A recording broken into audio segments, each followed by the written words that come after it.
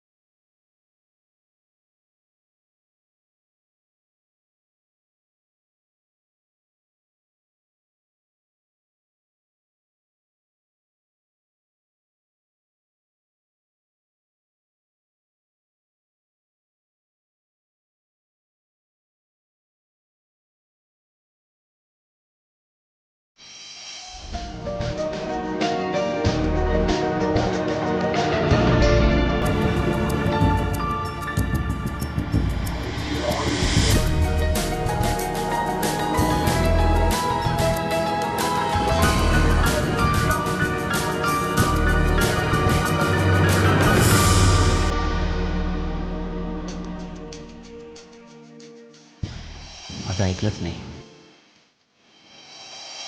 घेऊन जाऊ नकोस म्हटलं तरी हट्टाने होतं, बरोबर घेऊन गेलेली दिसते. माझी बायको पण एक सॉलिड आहे. मला तर वाटते हिने माझी पण फाईल बनवली असेल. परमेश्वरा,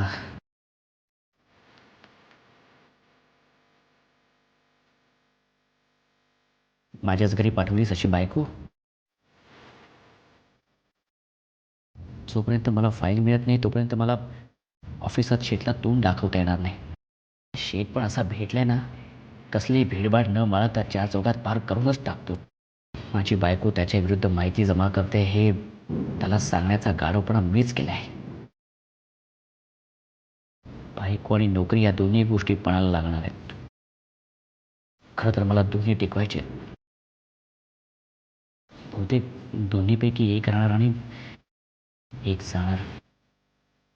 कदाचित कदाचित दोन्ही जातील असं वाटतंय. कारण एकच, संग्राम शेठ.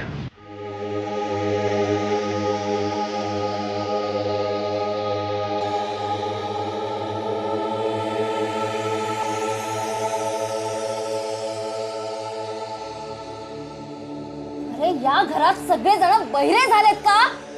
कुणाला माझा आरडाओरडा ऐकू येत नाहीये का? का मला वेडी समजताय तुम्ही सगळे जण?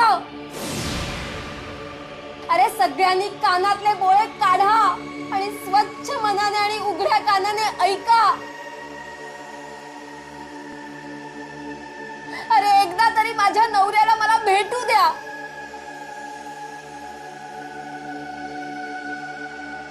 माई, त्या दिवसानंतर तू मला भेटलीही नाहीयेस. बाबांनी बंदी घातलीये का तुला? अगं पण आता तू घाबरू नकोस. आता बाबांवरती कसलंच संकट नाहीये. इन्स्पेक्टर बाबांना पकडून नेणार नाही, कारण त्यांना आता बळीचा बकरा मिळाला आहे. तू नशीबवान आहेस. तुझा पती नशीबवान आहेस. तुला घाबरायची गरज नाहीये. मी कमनशिबी आहे. माझा नवरा कमनशिबी आहे.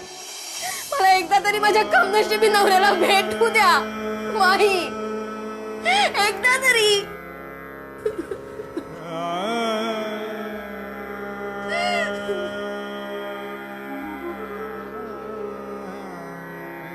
असा आरडाओरडा करून मला भेटता येणार आहे? मग गप्प राहिले, चुपचाप राहिले तर भेटेल तुम्हाला? बोल, वचन देतेस तू मला? दे वचन.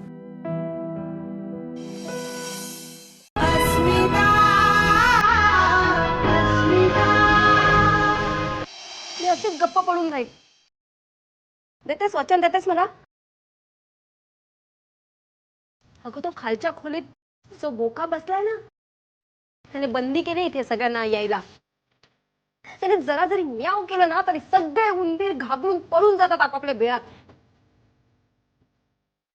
नशीब अभि आपल्या बायको बरोबर पळून गेलाय. ताई, तुम्हाला मीही त्यातलीच वाटते का घाबरणारी? आणि तुम्हाला इतक्या वेळा सांगितलंय की घरातल्या मोठ्यांबद्दल, आई वडिलांबद्दल इतक्या खायच्या पातळीला जाऊन एकही वाक्य तोंडातून काढायचं नाही म्हणून. अगं पण बाईबद्दल माझं काहीच म्हणणं नाहीये. तिच्यामुळेच तर मी आज इथे या घरात आहे, तर मी अजूनही त्या वेळेच्या हॉस्पिटलमध्ये असते. पण बघितलंस ना, बाबांनी त्यांच्या मनाविरुद्ध वागल्यामुळे किती टोकाची भूमिका घेतली आहे. ते नाही का दिसत आहे तुला? मग अशा माणसाबद्दल, सॉरी, अशा वडिलांबद्दल कुठल्या शब्दात उद्धार करू मी त्यांचा? तुम्हा दोघांच्याही मनात एकमेकांबद्दल एवढा कडवटपणा आहे, इतके गैरसमज आहेत ना की ते कोणीही प्रयत्न करून सुद्धा काढू शकणार नाही. आणि कोणी प्रयत्न केलाच तर तो माणूस अपयशीच ठरेल. मी नाही करत आहे तसा प्रयत्न. पण ताई, आता तुम्हाला तुमच्या नवऱ्याला भेटायचं आहे, पण मग त्याला भेटायला जाताना अशा अवतारात जाणार? छान नीटनेटकं राहायचं ना तुम्ही.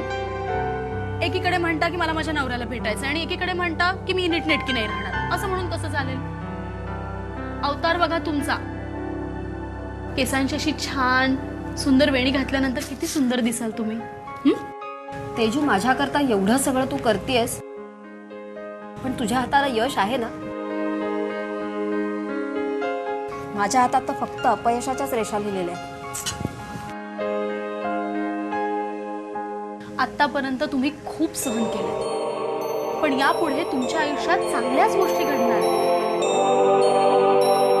आतापर्यंत तुमच्या नवऱ्याचा पत्ताच नव्हता आणि आता पत्ता लागलाय, पण तोही अशा विचित्र परिस्थितीत. पण तुम्ही म्हणून नाउमेद नका हो. मला एक कळत नाही, या इन्स्पेक्टरला हा अचानक असा कुठे भेटला आणि भेटला आणि तो एकदम गोळीबार प्रकरणात कसा काय अडकला?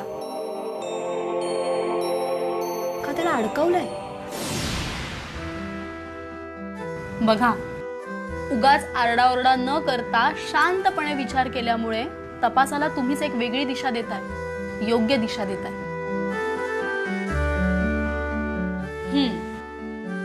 ह्या प्रश्नाचं उत्तर आपल्याला शोधून काढायलाच पाहिजे. आपण ना इन्स्पेक्टरला कोंडीत पकडूया, कारण या रहस्याचं उत्तर दोघांकडे,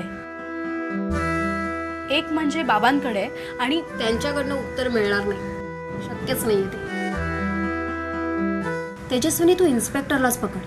त्यालाच खोदून खोदून विचारलं ना तर या गोष्टीचं उत्तर आपल्याला नक्की मिळू शकेल. पण त्यासाठी तुम्ही शांत राहणं अत्यावश्यक आहे. आक्रस्ताळेपणा करायचा नाही, कारण त्यामुळे फक्त आपल्याला त्रास होतो. शिव्या शापांचा तर काहीच उपयोग होत नाही. त्यामुळे ह्यापुढे शांत राहायचं, नीटनेटकं राहायचं आणि आपल्या आयुष्यात फक्त चांगल्याच गोष्टी घडणार आहेत ह्यावर विश्वास ठेवायचा. ओके?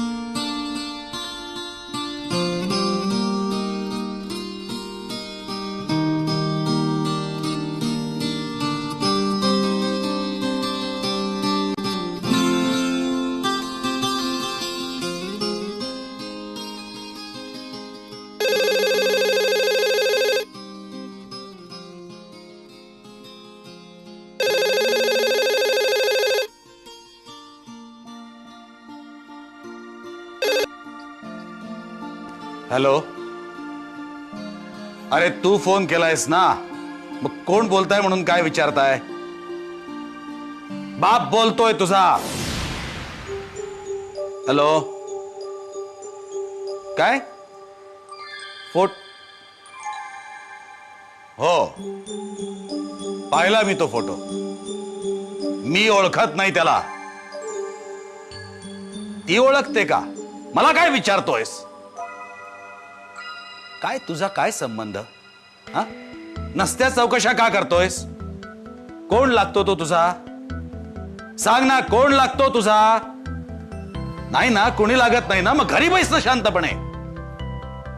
आणि हॅलो, मला माहित नाही रे बाबा तो कुठे होता, काय करत होता, इथे का आलाय, काही माहित नाही मला. काही घेणं देणं नाही मला. तुला चौकशीच करायची असेल तर पोलीस स्टेशनवर जाऊन कर, आणि तुला माहिती मिळाली तर मला येऊन सांग. त्या निमित्ताने भेट मला. चांगला पाहुणचार करतो मी तुझा. PCO वरून करतोयस ना? मग बाहेर बघ, रांग लागली असेल. ठेव फोन आता.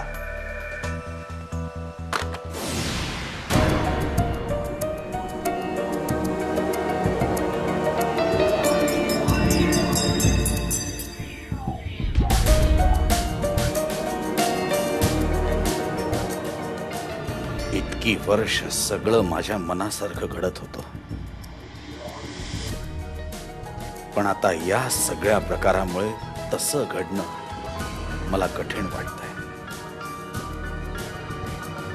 तेजस्विनी माझ्या मनासारखं घडू देणार नाही.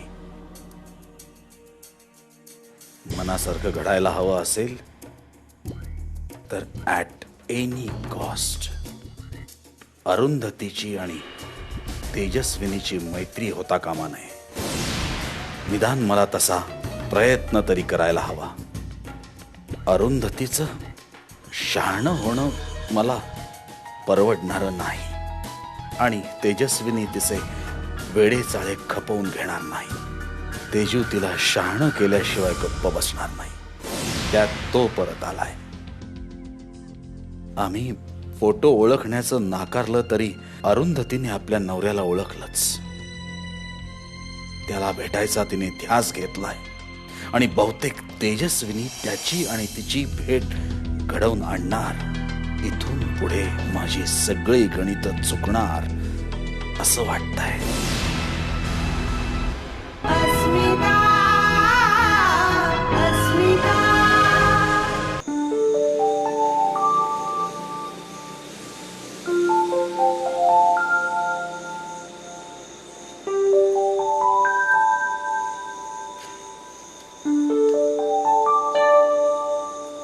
नमस्कार मॅडम.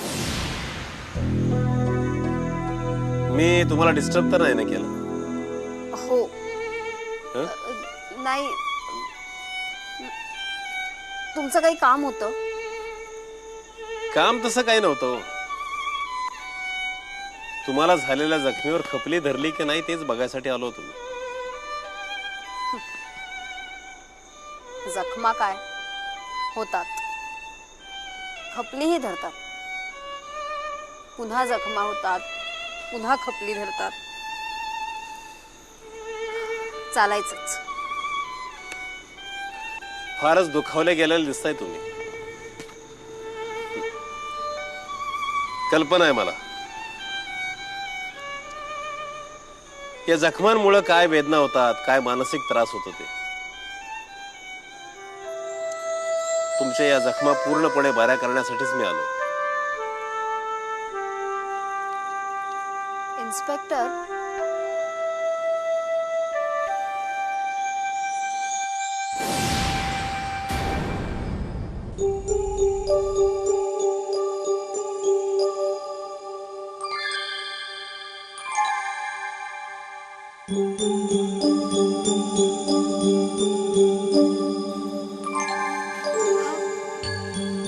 हा फोटो ओळखीचा वाटतोय ना?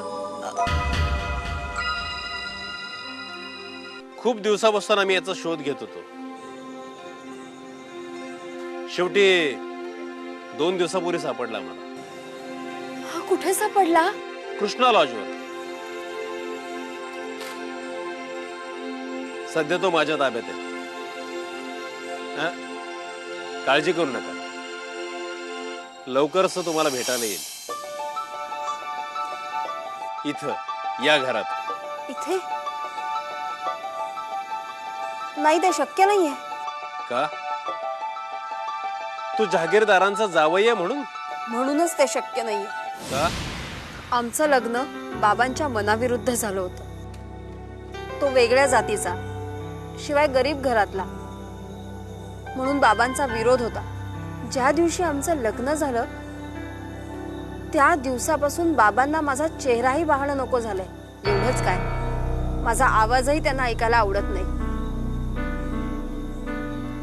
मग माझा नवरा इथे आमच्या घरात येऊन कसा चालेल? मी समजावून सांगू का त्यांना? इन्स्पेक्टर, ते गजाननराव जहागीरदार आहेत. एकदा केलेला नियम मोडणार नाहीत ते. कदाचित तुमच्यावर गोळी झाडण्याचा प्रयत्न बाबांशिवाय कोण करणार? त्यांनीच केला असेल. माझ्या लग्नामुळे त्यांच्या प्रतिष्ठेला धक्का पोचला. तेव्हापासून त्यांच्या मनात सलतीये मी. त्यांच्या मार्गातला काटा आहे मी. त्यांनीच प्रयत्न केला असणार हा काटा उखडून काढण्याचा. ठीक आहे.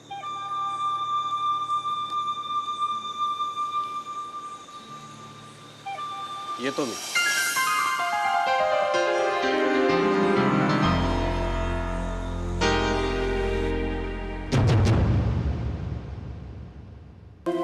अगं तो इतक्या वर्षात कसा वागला असेल, काय धंदे केले असतील त्याने, आपल्याला काय माहित? हा, आणि तू अशा माणसाची बाजू घेतेस? अशा माणसाची? काय, माझ्या बायकोने तुमच्या विरुद्ध भरपूर ठोस पुरावे गोळा केलेत. मस्त मूड लागलेला आहे. या अशा गोष्टी काय मुहूर्त बघून करायच्या असतात काय कमॉन लेट्स एन्जॉय. पण अभि तू येणार नाही सकाळपर्यंत काळजी करू नको. कंपनीच्या कामासाठी कंपनीची साईट बघायला जयवंत बरोबर त्याला पाठवलेलं आहे. हा मला जरा त्या केस संबंधी तुम्ही मला जो फोटो दाखवला होतात ना फोटो दाखवला तर बघा हा तो माझ्या नवऱ्याचा आहे. जळता जळता एक ज्योती अंधाराला सांगत होती, होती सच्ची माझी प्रीती. क्षणात आता सरतील लाटा, पक्षी घराच्या ठरतील वाटा. देईल हात तुझी अस्मिता